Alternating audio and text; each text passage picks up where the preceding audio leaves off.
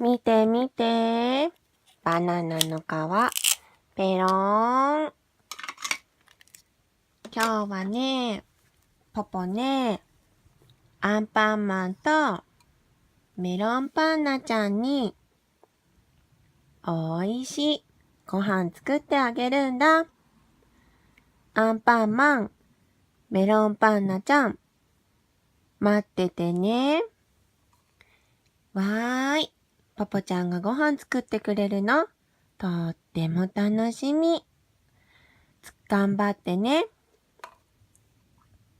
僕もお腹ペッコペコだよ。ポポちゃん、おいしいご飯待ってるよ。頑張るね。じゃあちょっと待っててね。アンパンマンたちは何が食べたいかな？ポポが食べたいもの、食べたいかな？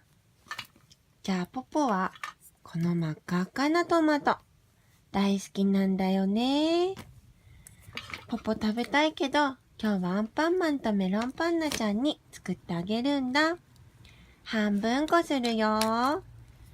よいしょ。よいしょ。よいしょ。よいしょ。ぐしょ。わ、見て見て。上手に半分こできたよ。お皿に乗っけていくね。あとは、何食べたいかな？じゃあ、アンパンマンのアンパン。これを2人だから半分こしていくね。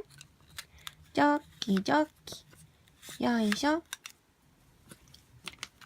ジョキジョキ。ジョキジョキ。あ、上手に半分こできた。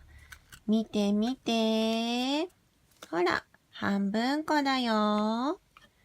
喜んでくれるかな？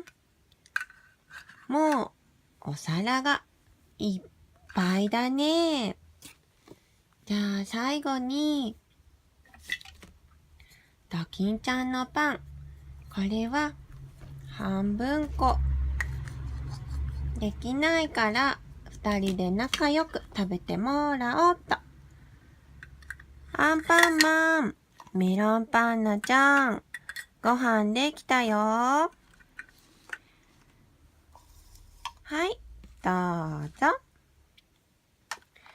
わー、すごーい。